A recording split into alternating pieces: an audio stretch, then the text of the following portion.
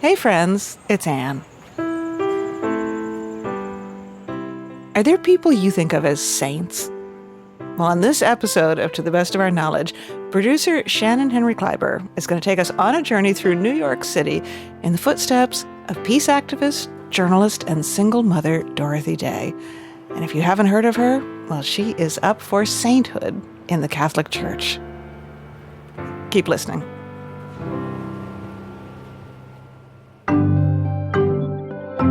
From WPR. This episode is brought to you by Progressive Insurance. You chose to hit play on this podcast today. Smart choice. Make another smart choice with Auto Quote Explorer to compare rates from multiple car insurance companies all at once. Try it at Progressive.com. Progressive Casualty Insurance Company and Affiliates. Not available in all states or situations. Prices vary based on how you buy.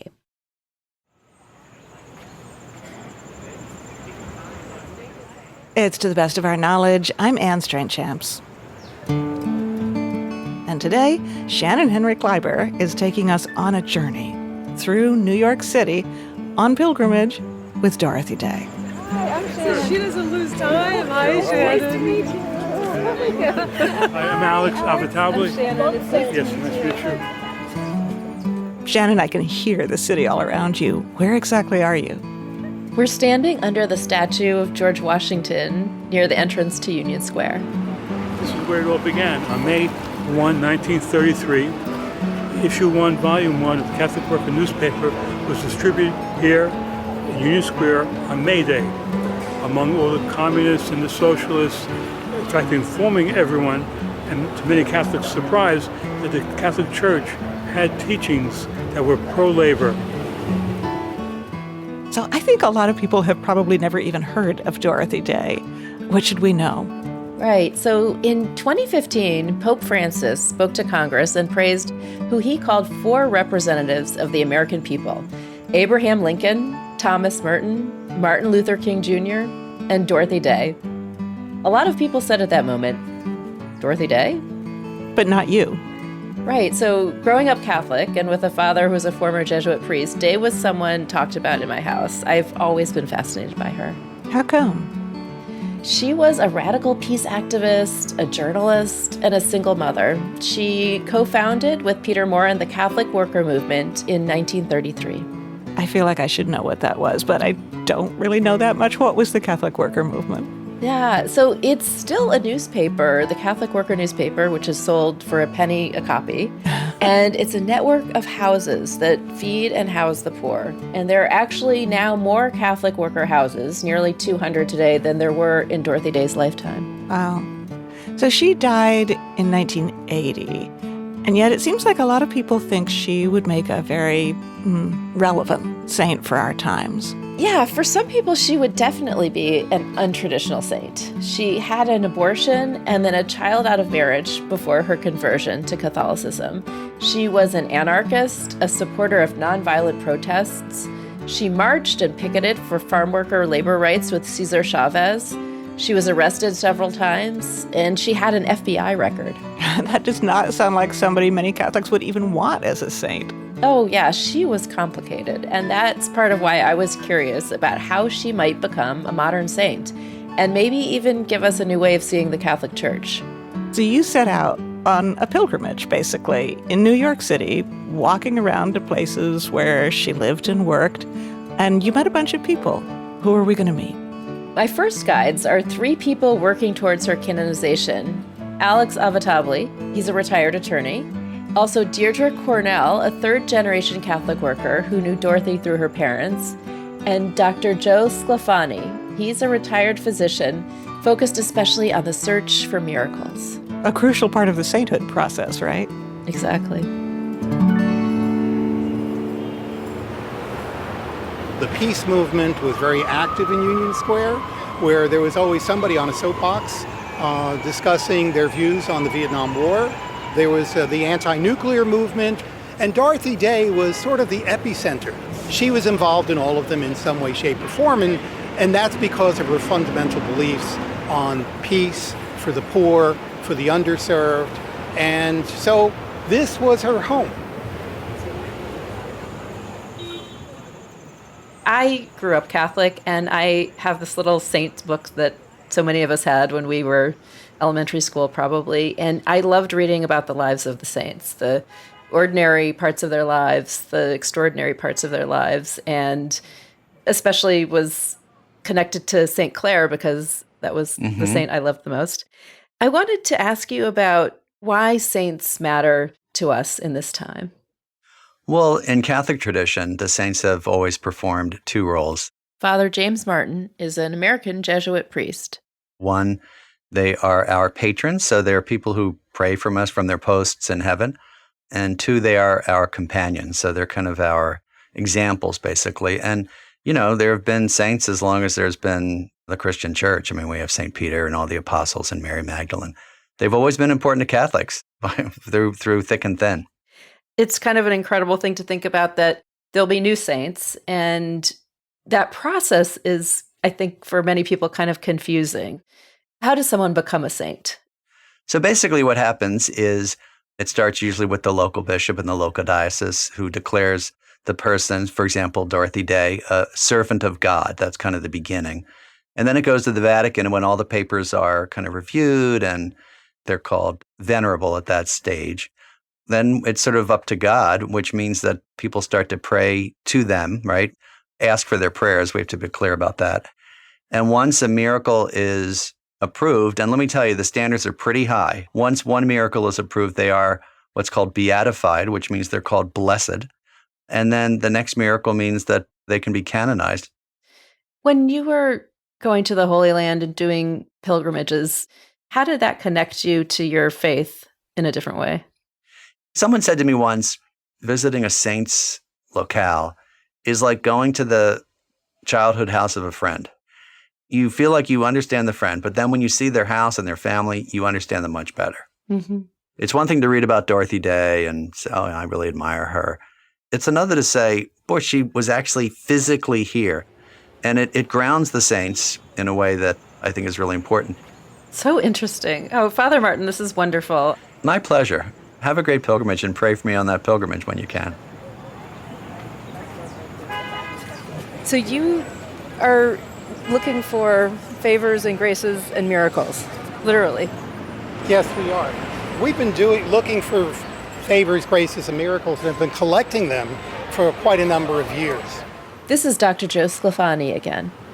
We ended up investigating about 25, and we settled in on about a half a dozen, and then worked with our postulator in Rome to determine whether they meet the criteria of a true miracle. And unfortunately, we have yet to find one that meets all of the criteria. So you're still looking? We're still looking. So as you talk about the half dozen that were kind of potential, Yes. Tell me the attributes of those. What were those like? The one thing is that you have to determine that there was no medical intervention that could explain a miracle. Okay. So if you have patients who have been treated with chemotherapy, it has to be very clear that that did not contribute in any substantial way to the success or the survival of that individual.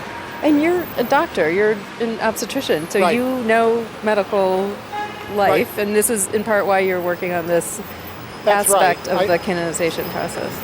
The biggest problem is obtaining medical records. Many times these stories are old, Yeah. and we can't obtain the medical records. We had one case from New York City that seemed very meritorious, and we just were unable to get the medical records to confirm what people were saying about a particular individual who had apparent lung cancer, which resolved spontaneously after prayers to Dorothy Day. It's a difficult process, as you can imagine. I understand in studying the lives of the saints that so many are related to healing. Right. But could there be a non-medical miracle? Almost all miracles are medical, and almost all miracles occur after the death of the saint. You have to show that there was someone who specifically prayed to Dorothy for that specific intervention. They cannot be praying for anyone else except to Jesus or to Our Lady.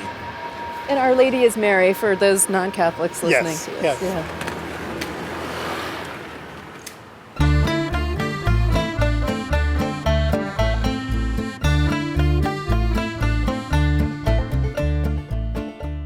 Dorothy had a kind of pious phase in her childhood. She went to college and put that all aside. She was more impressed by socialists and the labor movement. Christians were just people who sort of went to church on Sunday, and it didn't seem to relate to the real issues of the day. This is Robert Ellsberg. He came to the Catholic Worker as a teenager, became managing editor of the newspaper, and worked closely with Day in her later life. Day left behind many journals and diaries, which he's edited. So she drifted away from that, and then she decided to quit college and move to New York, where she found work on a socialist newspaper. So she knew all of these great radicals of the day, and she was involved in this atmosphere of revolt and protest during World War I. She was arrested with the suffragists in Washington, D.C., and went to jail. But she also had some hard experiences. She had a desperate love affair that ended with her becoming pregnant and having an abortion, trying to commit suicide, a very dark time in her life. And then we move ahead some while. She's written an autobiographical novel, and with the money that she got for the sale of film rights, she bought a little bungalow on Staten Island. And that's the time when she met the love of her life, Forster Batterham. It was a kind of time of healing. She experienced love, a domestic life. She loved being around the ocean, and he was a scientist, and he kind of awakened her interest in nature. And it was during that time, she says, that she found that she was pregnant. And so then comes the kind of turning point in her life. She said she felt just this enormous sense of gratitude and joy at the idea that she was going to have a child. And with that came this religious impulse. She found herself praying. That's so interesting that her pregnancy, giving birth to another human, coincided with that moment. Well, I think that also is unique in the annals of the saints, the idea that her conversion was prompted by the experience of pregnancy. She wanted to respond. She said that God was the only thing big enough to receive my gratitude.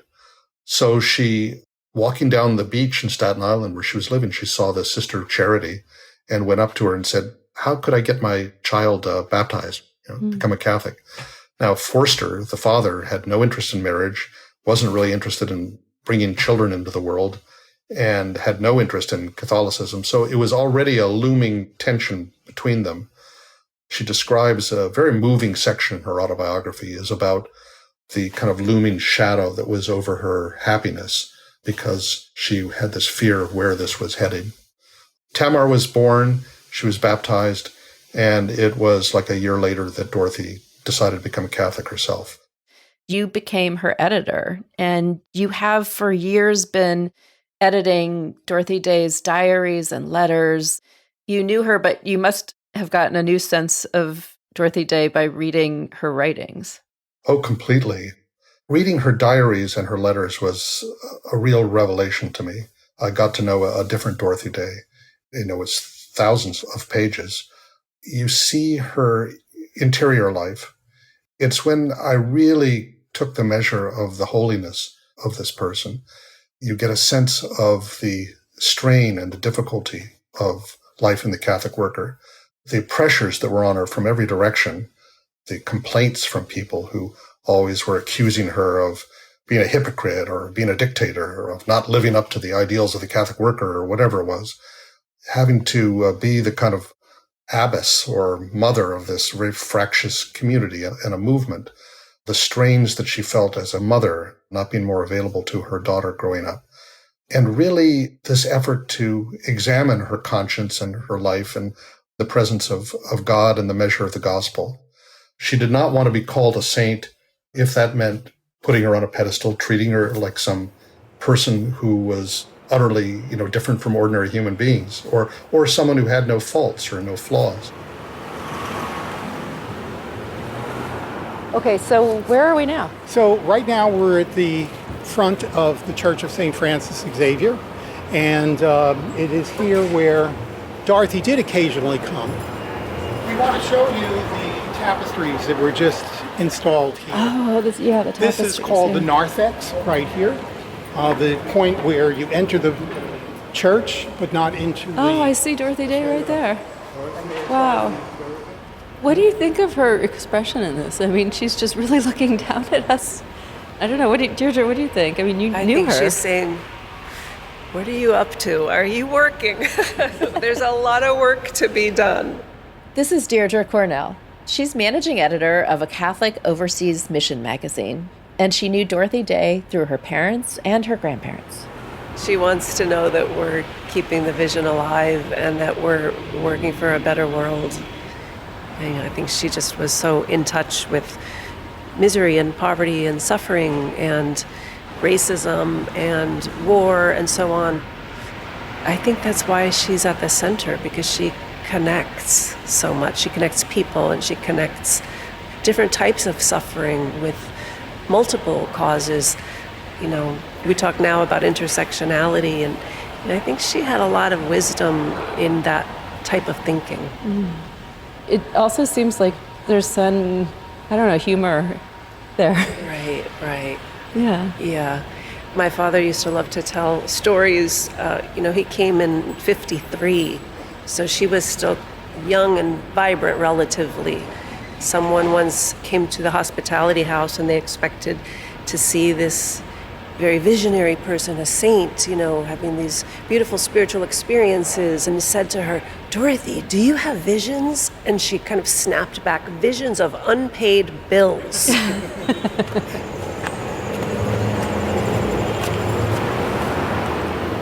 I wanted to ask you how you first came to know Dorothy Day. Well, my grandparents had known Dorothy because they helped to start a house of hospitality in Cleveland, Ohio. So my mother's family stayed in touch with the Catholic worker. She received the newspaper, and she came to New York City at the age of 21 to join other young people who wanted to be around her, they wanted to be near her because they were looking for ways to build a better world. Mm-hmm. My father had read The Long Loneliness when he was a college student at 19. So they came, each of them on their own, to be near Dorothy. Right. They were both volunteers at the Catholic worker at that time. So she kind of was a matchmaker. My father says that, yeah. Yeah. And then when he burned his draft cards, my mother, brother, and I lived at the Catholic worker farm while he was in the Danbury prison. And that's where I took my first steps as I learned to walk. Right. Wow, that's amazing. So I have to say, those are miracles too. Maybe they're not I think those are the real miracles. The real miracles are that people who knew Dorothy were changed forever. That's the miracle, right? So you were telling me about a dream you had about Dorothy Day. Can you tell me about that? When I was in college, I went to Central America a couple of times on immersion trips, and I worked for the American Friends Service Committee, but I really had no idea what I was going to do when I graduated. And so during that time, I had a very vivid dream. I dreamed of Dorothy, and she didn't look as I remembered her. I saw her in this dream having a blue, kind of a blue suit, not a business suit exactly, but it wasn't the Dorothy that I exactly remembered. And I said to her, "Dorothy, can you help me? I'm gonna need to find work." And she looked at me and she said, "I'll see what I can do." And I just felt after that, I felt very peaceful.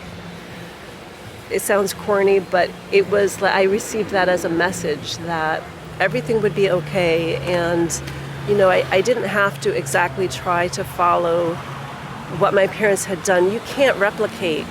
You can just take inspiration and try to find your own path and your own calling. And I think at that time in my life, that was the message that I needed from her, and I got it. And you found work. Yeah, I've been working, Dorothy. And here we are at Mary House. We've gotten here. Yeah, right here. So thank you, Alex. Thank you, Joe. And thank you, Deirdre. And I'm sure I will talk to you again.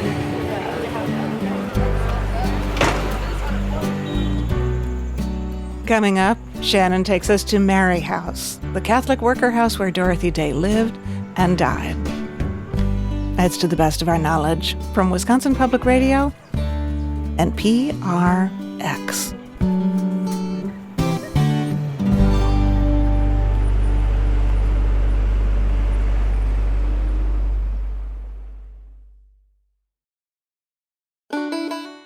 It's To the Best of Our Knowledge. I'm Anne Strainchamps, and we are on pilgrimage, following in the footsteps of Dorothy Day, founder of the Catholic worker movement and the woman who could be the next American saint. Shannon Henry Kleiber is about to visit Mary House, where Dorothy Day fed and housed the poor. So first, let's hear how Day herself described it.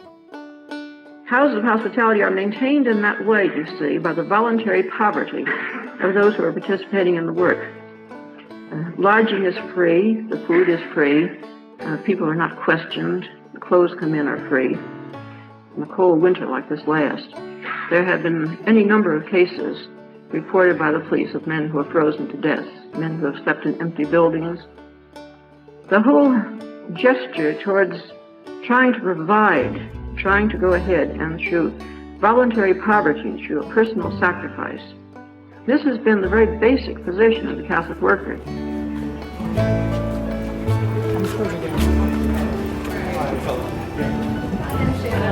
Shannon and Joe. Birthdays.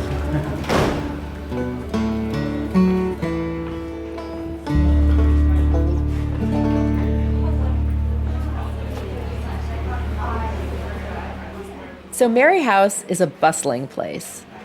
People are serving and eating food, coming in and out of their rooms, chatting and catching up. Every evening, there's a community gathering to say prayers called Vespers together. I remember the first day that she came, that I met her. I didn't meet her right away. This is Jane Salmon, a longtime Catholic worker volunteer. She's lived in Mary House for many years. She comes through the door looking very elegant, and like a lot of young people, I suppose I thought she was going to be, hello girl, hello daughter, like this older person's cliche-driven voice. And she was as clear and commanding as one could be. And I was literally mopping the floor. And I'm like that sign, Jesus is coming, look busy. Dorothy is coming, I'm mopping away on the floor. And so I went up to her. I can't say who said what first, but we introduced. I said, hello, my name's Jane Salmon. She wanted to know immediately where I was from. And then she wanted to know if I knew the Cleveland folks, the people that were out at the Catholic Worker. I said, well, I don't know. I said, but we do have a picture of my dad in front of the Blessed Martin de Porres house in Cleveland. And she said, you're second generation Catholic worker, is what she said. It was sweet, right? The women who were volunteers, none of us was a paid employee. And we lived on a common dorm together in one room with a lot of people who stayed half the night up. And some of the women who lived on that floor, their lives were people who were out on the street. The 60s were the 60s, but not to us yet. There was so much conflict, and there were people that were not all on board with the Catholic thing. Some people wanted to do things that weren't what we would call nonviolent response to Vietnam. And then when we got there in the early 70s, she seemed to like the fact that we had some Catholic roots, as you said. And when I said that, I said, oh, we must seem really let my head down, kind of boring to you. She says, you do not know how happy you people make me. I'll always remember that. I'll always remember, you do not know how happy you people make me,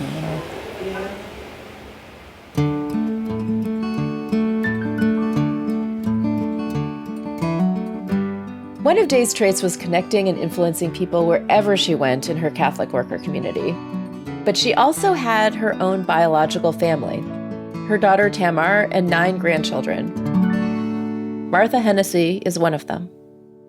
Martha, I wanted to go back to Mary House. Mm-hmm. Mary House is this place where people who really, they're experiencing poverty, they're experiencing mental illness. It is in some ways a place you might not expect there to be so much beauty and fun. How does that work? How does it work? Yes. Well, I call it the agony and the ecstasy. How could Dorothy have done this for 50 years without experiencing joy, without seeing the beauty, everyday beauty?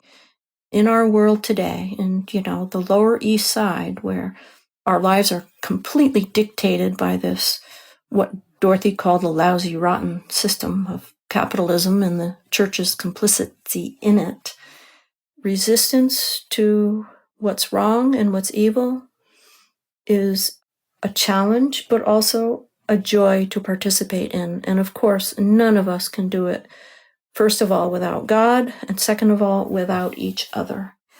So we cannot separate our faith from our works.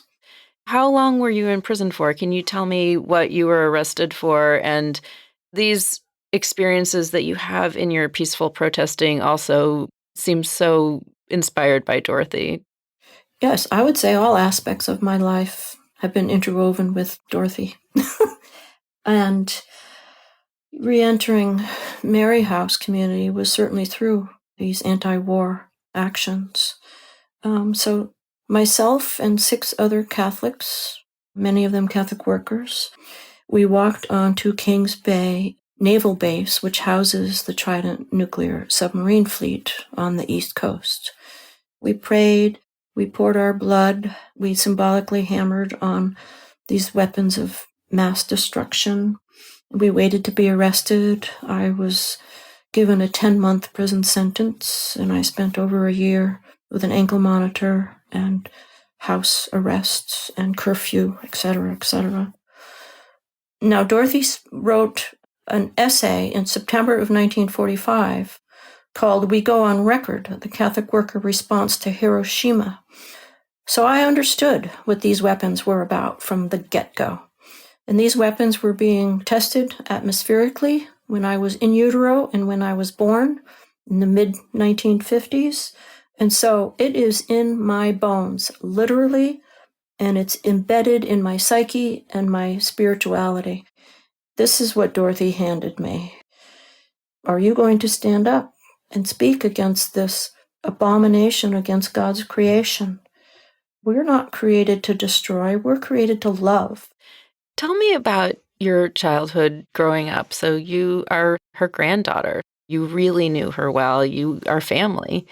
Can you remember the first time, your first memory of your grandmother? I was a 3-year-old, and I was sitting on her lap, and she was either just arriving or getting ready to leave. She was a great storyteller. I had my ear on her chest, and her voice was resonating, and it was my first memory of her, and also of feeling the presence of God. I mean, it took me years to process that memory and what it meant, but that was my first memory of her. That's beautiful. What did you call her? Granny. Granny. We left Jeff upstairs. Yes. Yeah. We're just running around. So Deirdre, tell me where we're going here. We're going up to Dorothy's room here in Mary House. This is where she lived during her last years. So here, and Jeff will be able to explain a lot more. Oh, hi. Hi, hello. Hi, I'm Shannon. Yes. Oh, wow. So this was Dorothy's room. This was her room. So yeah, actually, if you could start with how you knew Dorothy. Oh, first time I met Dorothy, I came to New York in 1974 for the summer. This is Father Jeffrey Ganouz. With some strong negotiations with superiors, got permission to be chaplain here. Okay. I do recall Dorothy said to me, "Father, your being assigned here is the affirmation of my life." She was officially recognized by the church. Yes. So it was very touching. So there's several volunteers, but they asked me to stay in this building because down the block were Hell's Angels, and they were not very friendly. And they had a nasty habit at about 3 a.m., a whole contingent they would purposely stop in front of Mary House and gun their motorcycles. They were very obnoxious. I said, Dorothy, they wake me up every night, and how do you sleep? And she said, I'm deaf in one ear and I sleep on the good ear. Did she die in this room? Yes, yeah, and Tamar was with her daughter. Her daughter came to be with her. Yeah, that week, it was Thanksgiving week. Dorothy was getting weaker, but there was no imminent sense that she would pass away. I mean, it's pretty powerful to be in this room where she died. Yes. I'm looking around there. These were her books, right? Yes. She was a great reader, but she also especially loved the Russian writers, Dostoevsky. George Orwell, and there's this, a quote from Peter Morin. The future will be different if we make the present different. I imagine she died right here. Oh, yeah. Yeah, in the bed. She died right there. Wow. Yeah. This is her desk. Are these her postcards? Oh, what were these? I don't know. She must have collected these. Right. That's kind of an incredible collection of her. These were her postcards that She was a great she hasn't sent correspondent. yet. Right, she hadn't sent yet. Wow. But yes, I would bring Dorothy when she couldn't come down for Mass. I would bring communion to her here. Right. And then sometimes in the evening, later evening, one of us would come to make sure she took her medications. Sometimes she would sit and we would have a glass of sherry together. Oh, that sounds nice. Yes. What would you talk about? Oh, well, again, she would be telling stories or reminiscing. But, so those were sweet times. The wake was here, and so there were people lined up on the street, and Abby Hoffman came to the wake, and he quipped that Dorothy was the first hippie. And then we had the prayer service. That was on Monday, and then Tuesday was the funeral. The church is now torn down on 2nd Avenue there. You knew her so well, and you had probably given funeral homilies before, but Right. what was it like to create that homily for Dorothy Day's funeral? Well, it was, I have to admit, rather humbling and profound. But I preached on a line from John, and the whole theme in the homily it was all about truth. And once she converted, she was set on that Christ is the way, the truth, and the life. And I pointed out that in her life she tried to incarnate that. The burial was out on Staten Island Resurrection Cemetery. And one curious thing, before her conversion, she was friends with Eugene O'Neill, and he could recite Francis Thompson's poem, The Hound of Heaven. But at the cemetery that day, as we were placing her body in the earth, 3 greyhound dogs showed up and were kind of jumping and dancing around. Wow. I even said to a fellow Dominican colleague, look at that, the hounds of heaven are there. Wow. Yeah. You have tears in your eyes. It's really touching to... Oh, wow. I'm sorry, I don't mean to make it worse. But no, it's just touching because you're remembering that so clearly, and she was such a good friend to you. And how do you think of her as your friend and a saint? Well, no, my feeling of the relationship with her was just a dear, loving person. Because the last time I brought her communion was about maybe 5 or 6 days before she passed away. She was in bed and she was weak. And these were her last words. father takes so long to die. I mean, that to me was terribly profound, and it was, I think, in her soul, she had done what she had done, and it was time to go.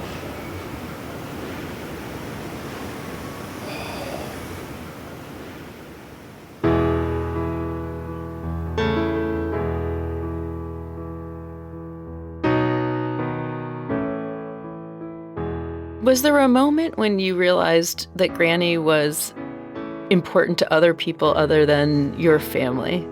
Yeah, I had to come to the understanding that she belonged to the world. She didn't just belong to us.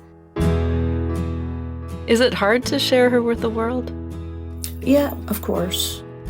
I think when it came to going to her funeral when I was 25, that was super hard. Why? Well, because she was part of this community that was very big, very broad, and I was standing in line at her wake at Mary House, and the woman in front of me, who I have no idea to this day who she was, she kissed Dorothy on the lips, and that was really hard for me. You know, this was my grandmother. This is what this stranger was doing with her body. I don't know how to explain it. It's you know, it's a public life and it's a private life.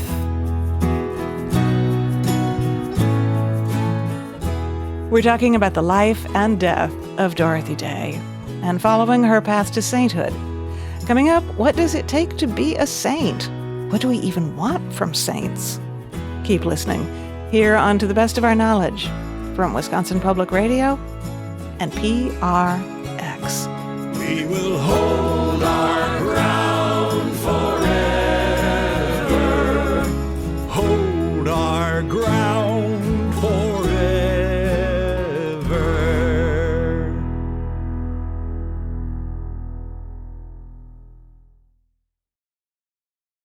In the years since her death, Dorothy Day's reputation as an activist and social leader has grown. There's no doubt she did a lot of good in her life.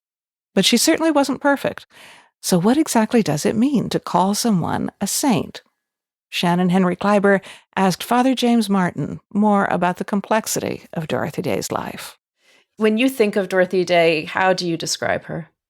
Sure, I usually say apostle of the poor. Mm-hmm. She was tough. You know, you read her diaries, her letters, her journals, and struggled with anger. She talks a lot about that in her journals.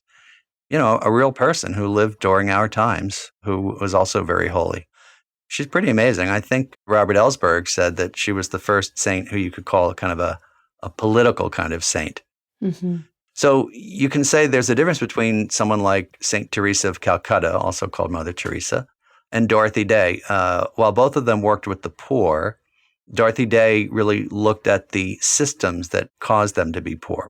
It's known that she had had an abortion, which is so unusual, I think, in so many ways when you think about the teachings of the Catholic Church and what is traditionally accepted. Do you think something like that is going to keep her from some people wanting her to be a saint, but at the same time, maybe some Catholics will say, well, if she went through that, maybe, you know, I'm not a bad person, or we can all be Catholics in a different way. You know, she had her abortion, I would say, before her conversion experience. And in the lives of the saints, there are stories with the saints doing all sorts of things before they embraced the faith. I mean, we're speaking on the feast day of St. Augustine, whose confessions talk famously about all the things that he did before his conversion. So, you know, as the saying goes, no saint without a past, no sinner without a future. They might be more like us in some ways.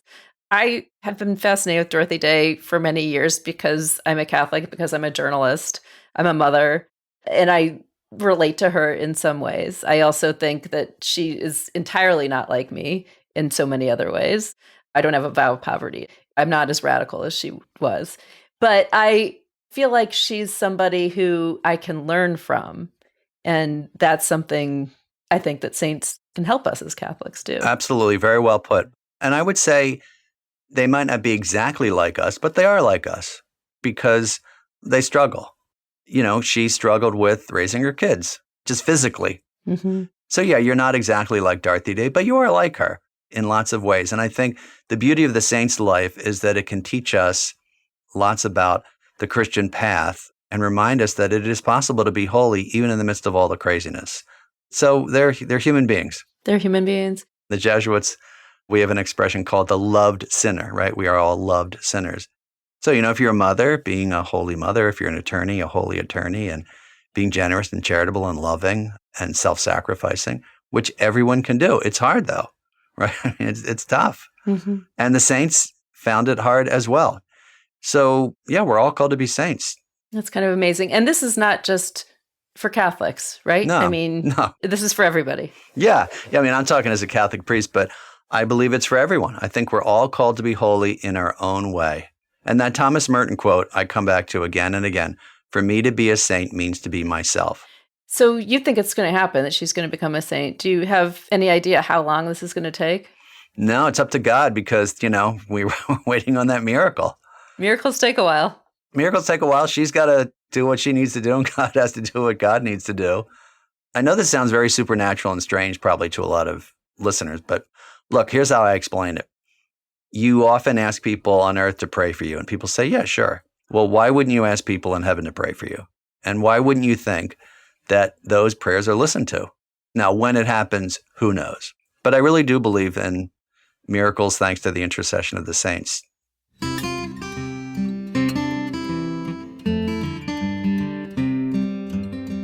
We left the Lower East Side and headed to the Bronx and Manhattan University. I met a lovely couple, George Horton and Carolyn Zablotny, who are working on the canonization process. And they introduced me to theologian Kevin Ahern. He teaches at the university. He also directs the Dorothy Day Center for the Study and Promotion of Social Catholicism.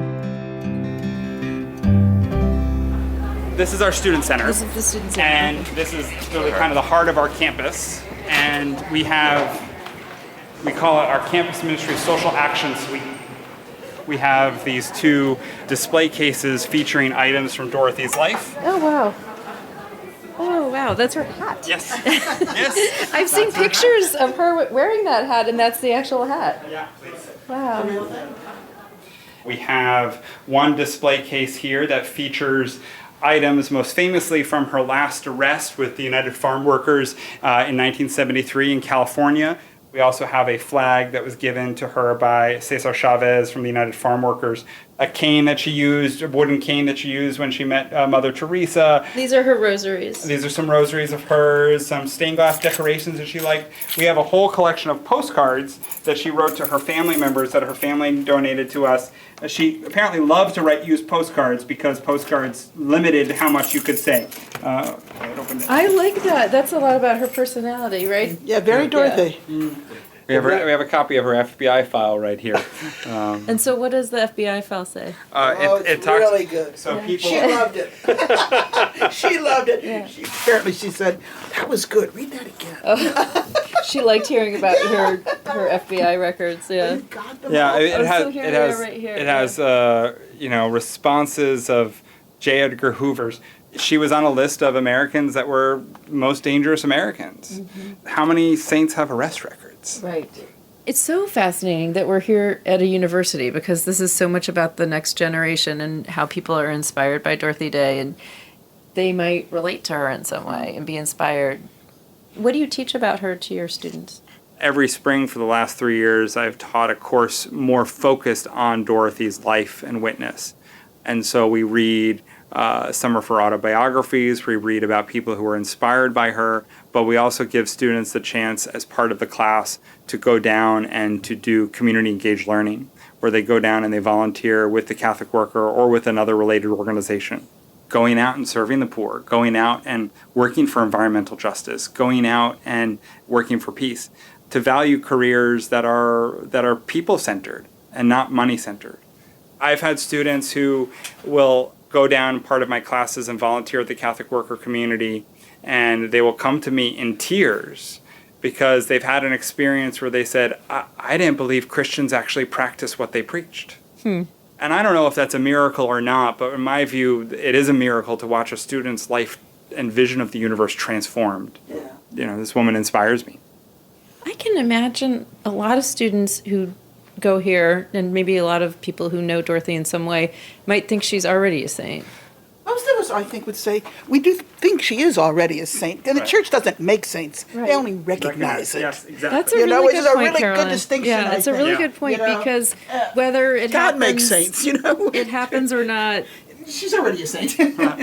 But I think to ensure her story being told, the formal recognition. You would like the formal recognition. Right.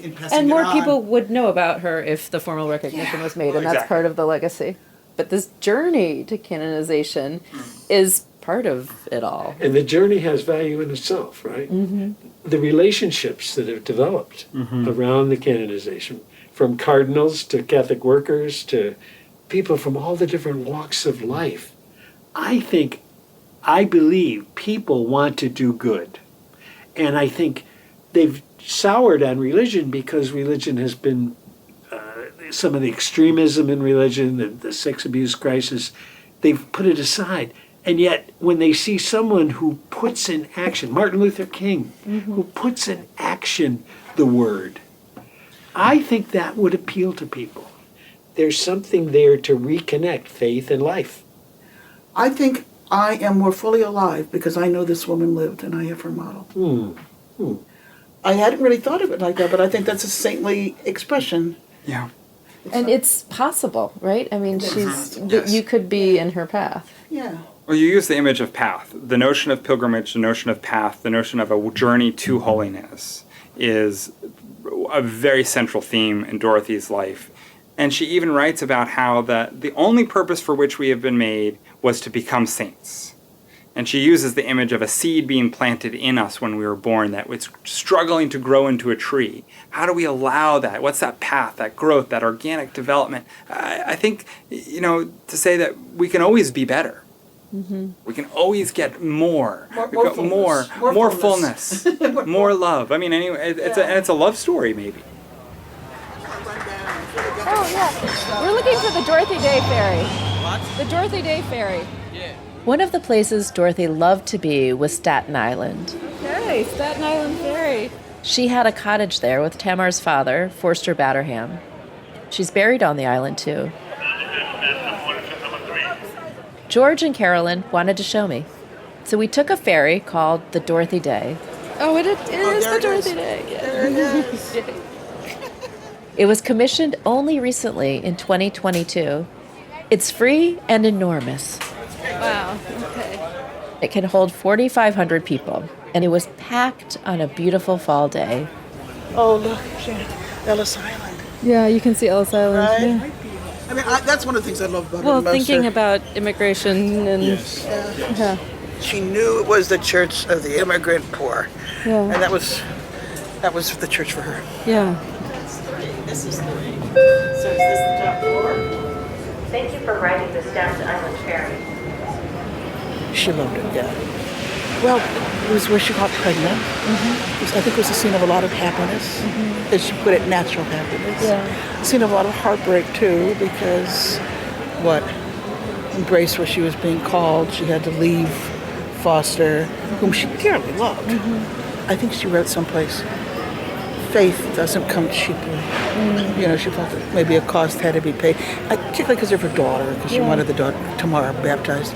But Staten Island was, I think, the respite place she would go to always, throughout her life. So how did it get chosen to be named the Dorothy Day? I think, again, because it's taking, in large measure, workers to work. It's just the perfect icon for her, right? It is, actually. And if she gets canonized, she'll probably be the only saint that's had a ferry boat named after her, right? That'll be an odd little distinction they can throw into their description of her. This is Ferry is owned and operated by the City of New York, and service is provided free of charge to all passengers. But on the inaugural voyage, Martha Hennessy, her granddaughter, Martha, gave an oration from the top of the deck against nuclear weapons. Right. And that's what struck me as kind of, there's a way we can talk to each other over these divides. And she, in some sense, in my mind, can help us think about that, I think for me it's because she's never she opens up this, for me anyway, kind of a yearning, because you still can't quite totally take in what it means that there was, I think, truly a saint, right here in New York City. In our generation. And that this is real stuff. Well, and it's a freeing idea for a lot of Catholics, I think, to think that, we can be flawed people and still be good Catholics. Yeah. And be saints.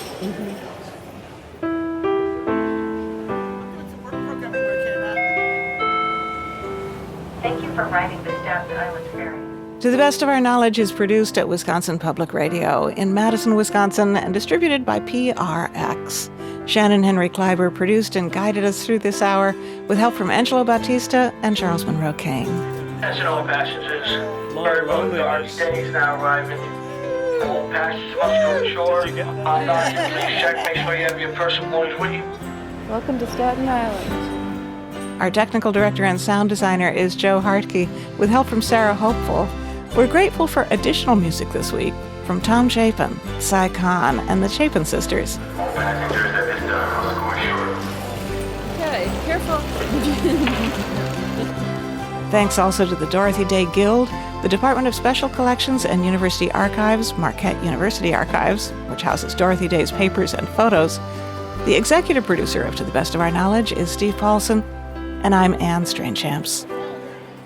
Thanks to you for listening.